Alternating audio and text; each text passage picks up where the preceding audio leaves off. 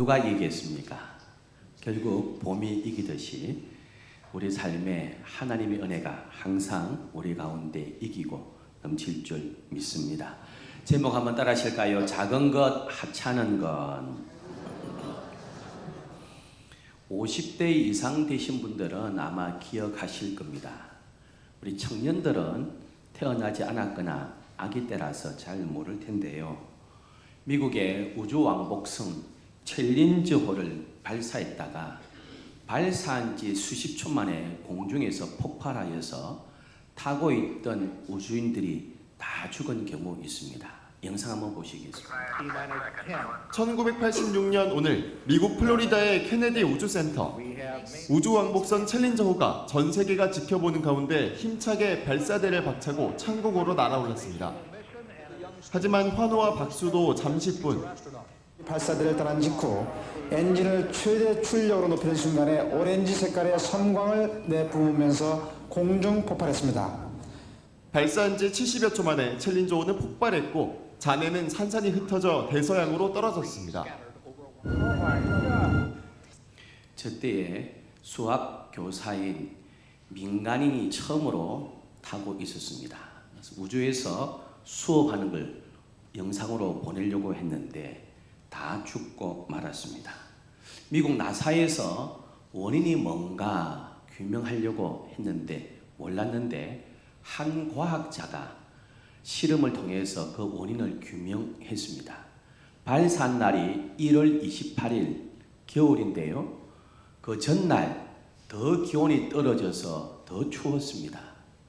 그러면서 그 고무링 하나, 고무 파킹이 얼었다가 녹으면서 탄성이 떨어지면서 연료, 가스 누출이 되면서 저렇게 공중 폭발하고 말았습니다. 아주 중대한 결함이 아닙니다. 설계에 문제가 있었던 것도 아닙니다.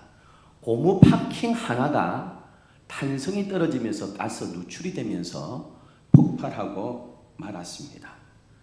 작은 것이지만 어찌 보면 아주 하찮은 고무링 하나가 저렇게 큰 사고를 일으켰습니다. 유대 전설에 이런 이야기가 있습니다. 성경에는 없지만은 내려오는 전설에 사울 왕이 다윗을 죽이려고 하지 않았습니까? 다윗은 평소에 이런 생각을 가졌대요. 하나님께서 왜 쓸모없는 것들을 참 많이 만드셨을까? 그 가운데 거미는 참 하는 일도 없이 거미줄만 쳐놓고 날아다니는 파리, 나비들 걸리기만 하면 잡아먹는데 참 무익하고 해로움만 있는 이러한 곤충인데 하나님께서 뭐로 만드셨냐? 의문을 많이 가졌다는 것입니다. 블레셋과의 전쟁에서 골리앗을 죽이고 일양 스타가 되었습니다. 그런데 그것이 사울왕의 시기심을 발동했습니다. 나중에 자기의 사유로 삼긴 삼았지만 정적으로 여기고 아들뻘 같은 다윗을 죽이려고 했습니다. 오랫동안 광야에서 도망자로 살았는데요. 자기 사위를 죽이려고 특공대를 조직해서 얼마나 많이 보내었습니까? 그래서 다시 특공대를 만들어서 굴 속에 있다더라. 아, 저기 있다. 빨리 쫓아가라 했습니다. 얼른 굴 속에 숨었습니다. 여러분, 오늘 같은 고층 빌딩이 없습니다. 굴 몇 개만 수색하면 다 잡히게 되어 있습니다. 깊지 않은 굴에 다윗이 딱 숨어 있었는데요. 병사들이 굴 앞에 딱 왔습니다.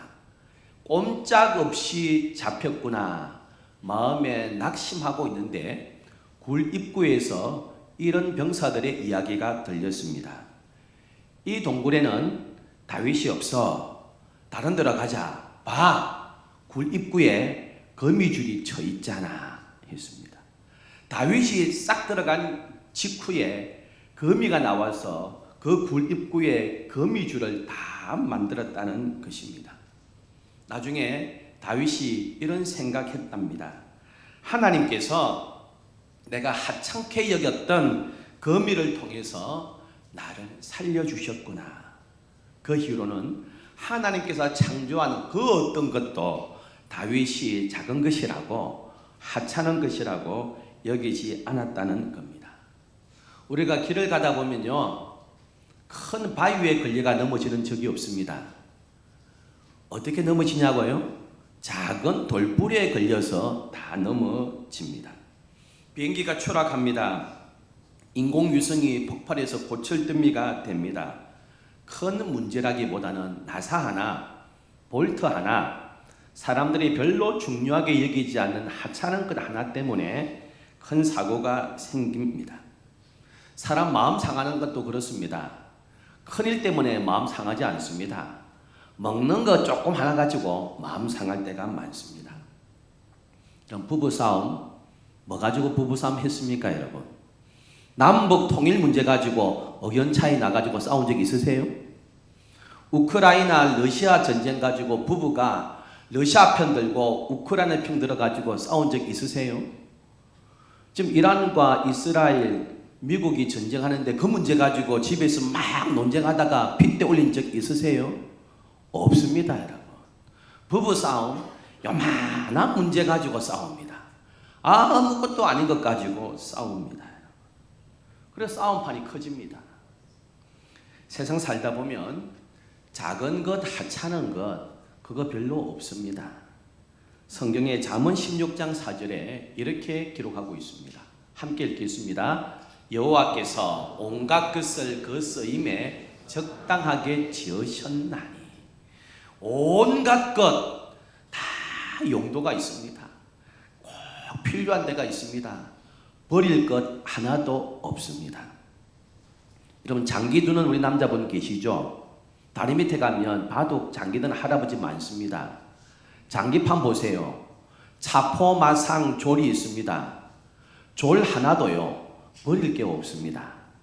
졸이든 포든 다 쓰임 받습니다.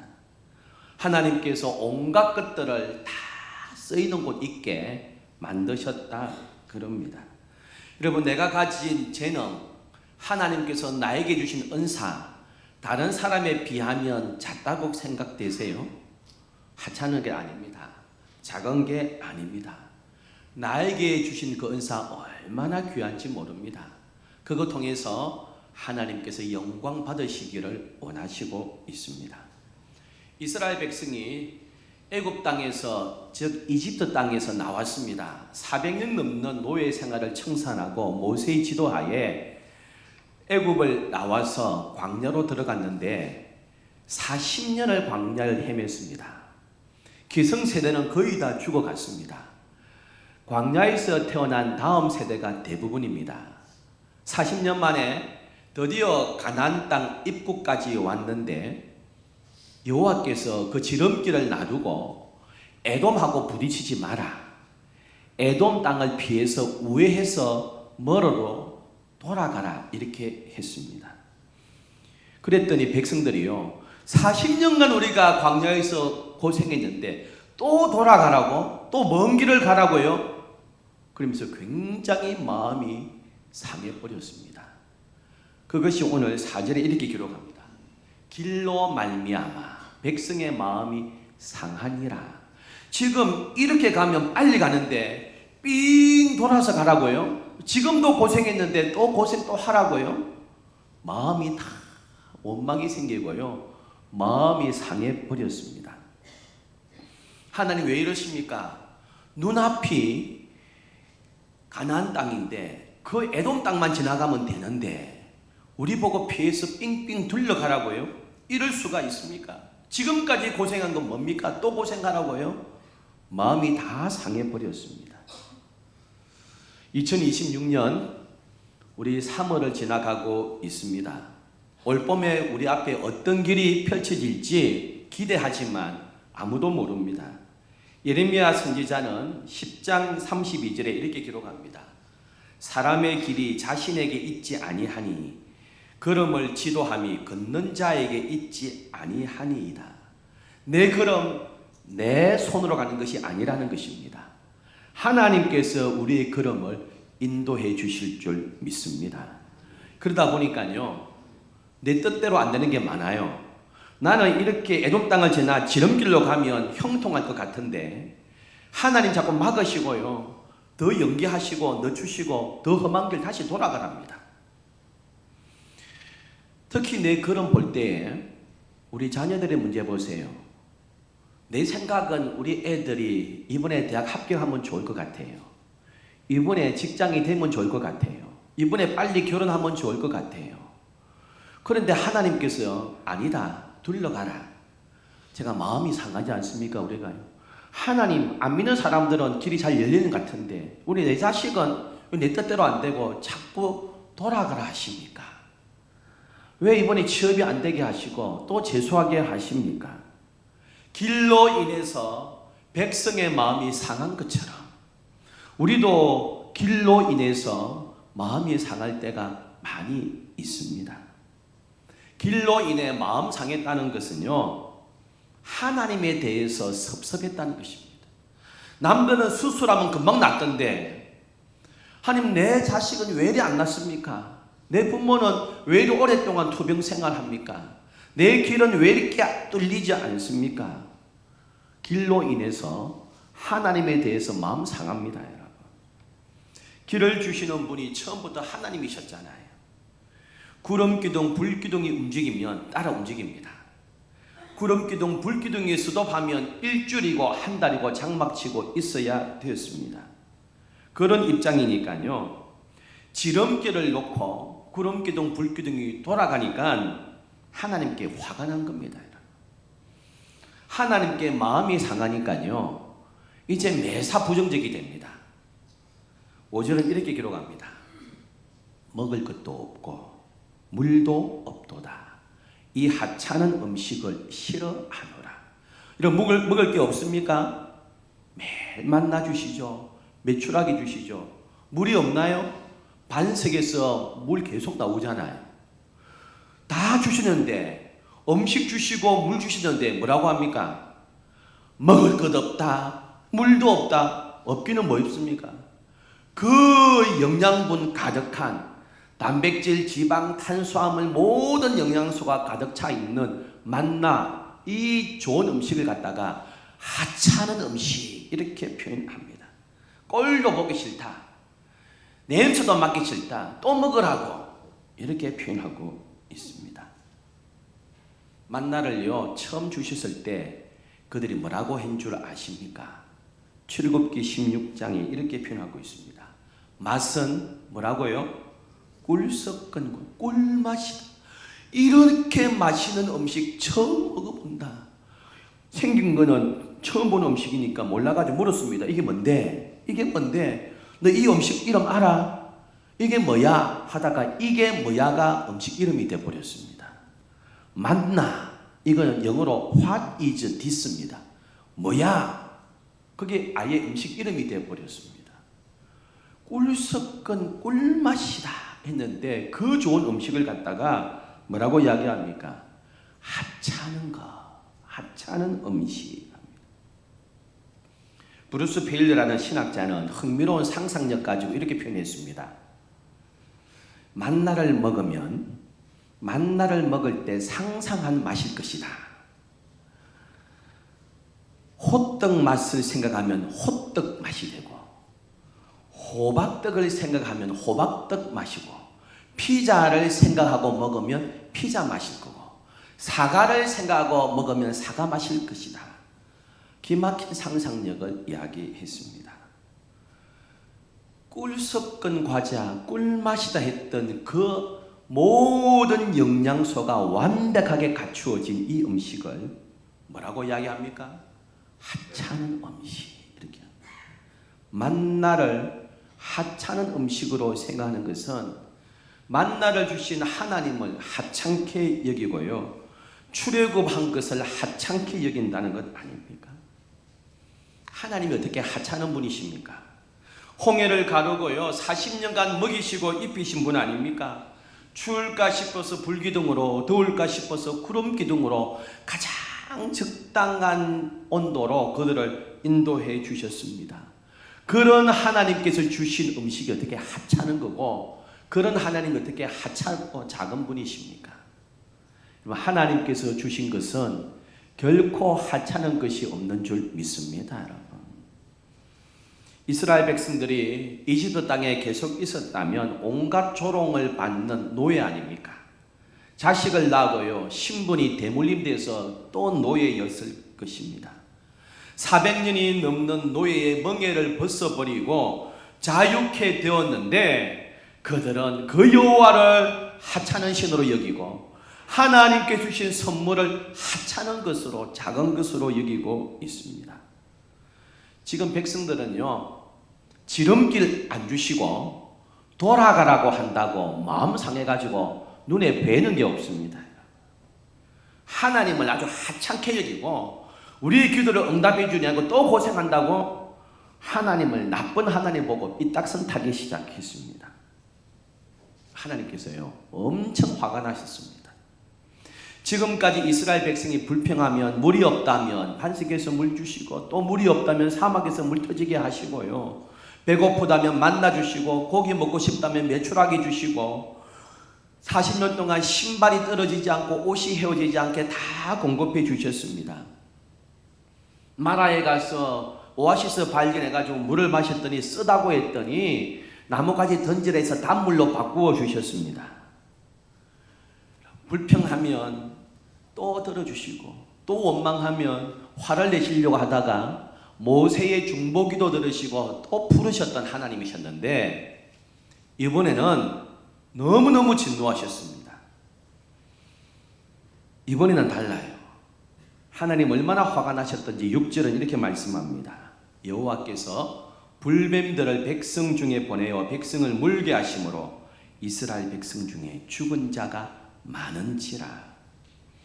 등에 불타는 듯한 붉은 반점이 있는 맹독성을 가진 독사를 보내어서 물리는 대로요, 그 독이 빨리 퍼지고 온몸에 사람 열이 나면서 죽게 하는 독사였습니다.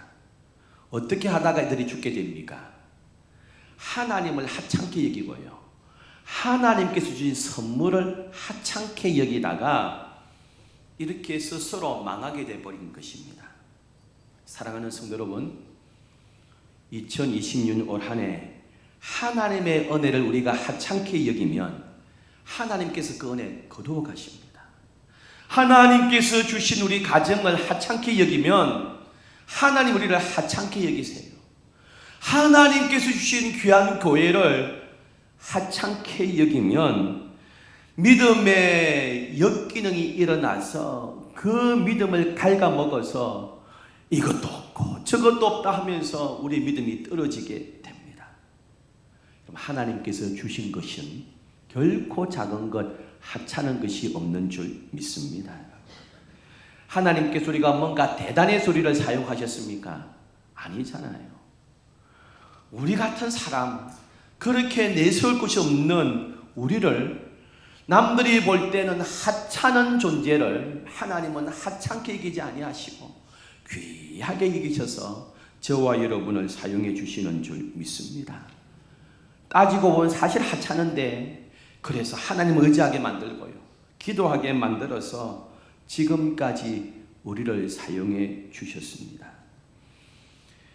다윗과 골리앗이 싸우는데요, 골리앗이 40일을 나와가지고 소리 지르는데 엄매 기죽어해서 사기가 떨어진 이스라엘 병사가 아무도 안 나갑니다.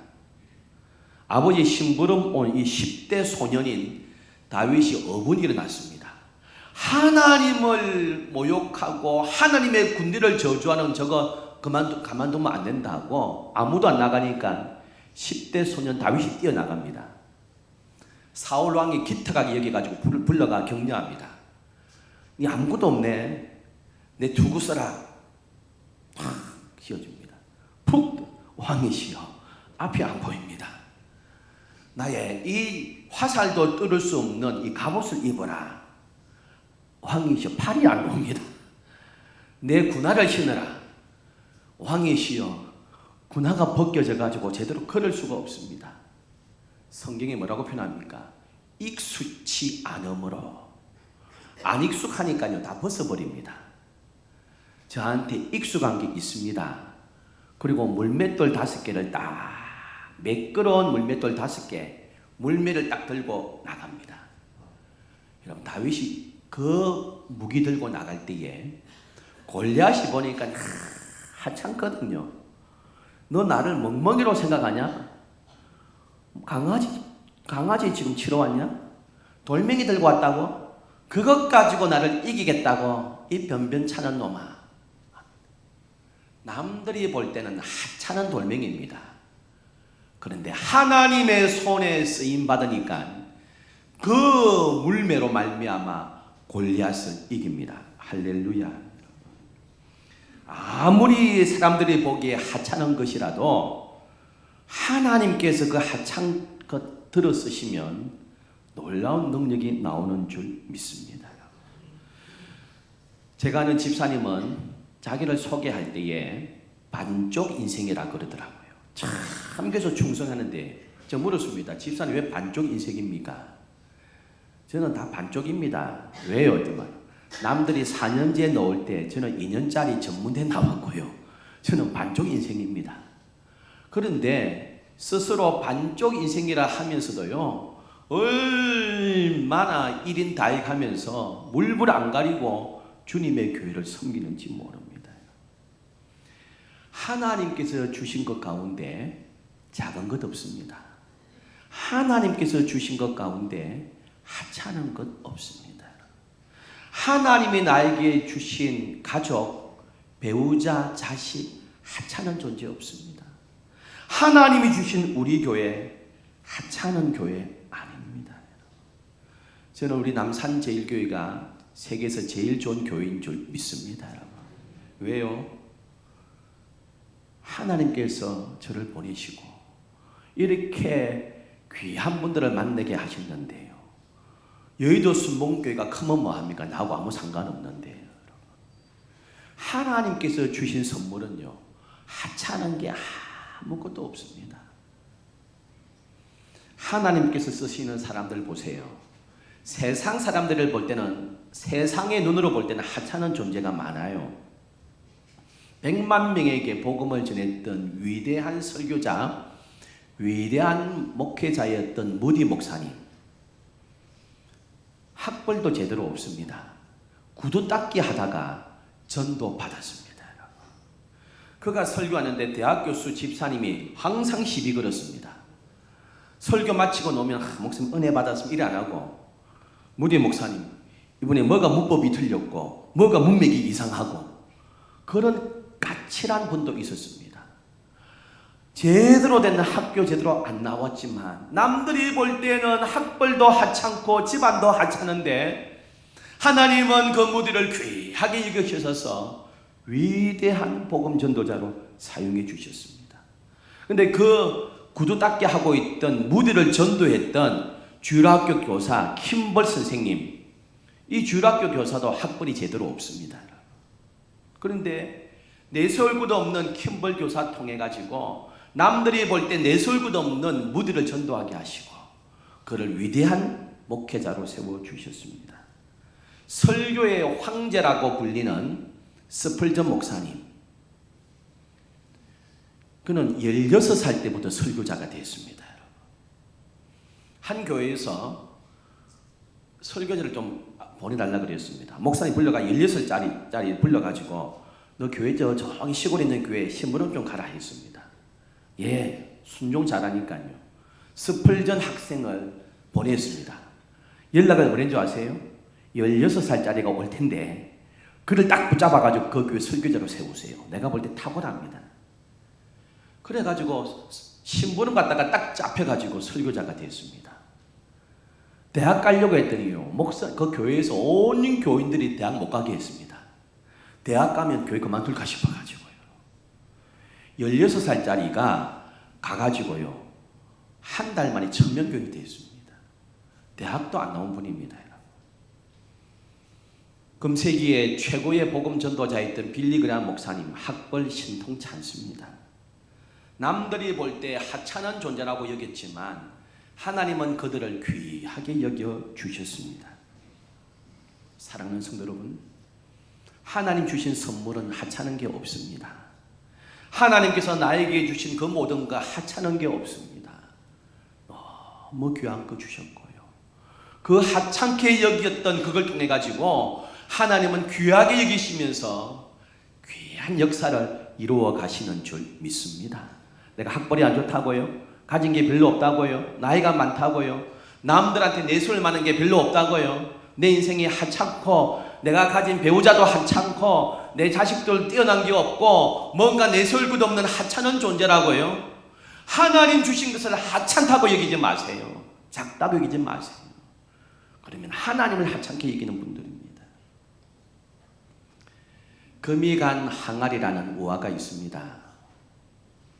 어떤 농부가요, 지게다가 항아리 2개를 늘 들고 다니면서 냇가에서 물을 채워가 농사를 지었습니다. 근데 오른쪽에 있는 항아리는 온전한 항아리고요, 왼쪽에 있는 항아리는 실금이가 있는 항아리입니다. 우물이나 냇가에서 물을 가득 채워가지고 농사 지으러 오면요, 오른쪽 항아리에는 물이 그대로 있는데 왼쪽 항아리는 절반밖에 안 남았습니다. 항상 그렇게 했는데 왼쪽 항아리가 너무 죄송하고 미안합니다. 그래서 농부에게 이렇게 얘기했습니다. 주인님, 눈에 잘 안 보이지만은 사실은 저는 금이 간 항아리입니다. 주인님이 그렇게 수고해가지고 우물이나 냇가에서 물을 떠오면 내 옆에 친구 항아리는 물이 온전하게 있는데 저는 절반밖에 항상 없어서 주인님 고생만 시켰는데 저를 버리시고요, 금이 없는 새 항아리 구입하십시오. 제가 너무 미안해서 그래요. 그랬더니 이 농부가 그 금이 간 항아리한테 그렇게 이야기했습니다. 나는 너를 버릴 수가 없단다. 넌 너무 귀한 존재다. 자, 돌아보거라. 오른쪽 길 봐라. 아무것도 없다. 그러나 너가 지나본 그 왼쪽 길을 보아라. 꽃이 피고 풀이 자라고 나무가 열매 맺지 않느냐. 너가 흘린 금을 통해서, 너가 흘려버린 그 물을 통해서 이렇게 생명들이 열매 맺고 아름다운 꽃을 피우고 있단다. 너는 너무나 귀한 항아리란다. 그렇게 이야기했습니다. 사랑하는 성도 여러분, 금간 인생입니까? 남들 앞에 내세울 것 없는 금이 있는 인생입니까? 내 삶이 하찮게 여기지고 내 직장이 하찮게 여기지고 내 주위 사람들이, 내 옆에 있는 사람들이 별 볼 일 없는 하찮은 존재 같고 우리 교회가 작게 보이고 하찮게 보입니까? 하나님은 금이 없는 항아리만 사용하시는 것이 아니라 금이 가 있고 남들이 보기엔 좀 부족하고 하찮은 항아리처럼 보이지만 그 항아리 통해서 또 놀라운 역사를 만들어가고 있는 줄 믿습니다. 이 좋은 봄날에 하나님 주신 그 어떤 것, 하찮은 것이라고 무시하지 마세요. 부스러기 은혜지만은 부스러기 은혜가 그 딸을 치유했습니다. 하나님 주신 것 하찮은 게 아무것도 없습니다. 하나님 주신 선물 작은 게 아무것도 없습니다. 하나님께서 나에게 주신 교회, 하나님 주신 우리 가정, 하나님 주신 내 자식, 내게 붙여주신 귀한 동력자들, 하찮은 존재 아무도 없고요. 너무너무 귀한 분들입니다. 감사하면서 나아갈 때에 2026년 이 좋은 봄날 기쁨으로 우리 가운데 채워주실 줄 믿습니다. 참 좋으신 하나님 아버지, 내가 가는 길로 인하여서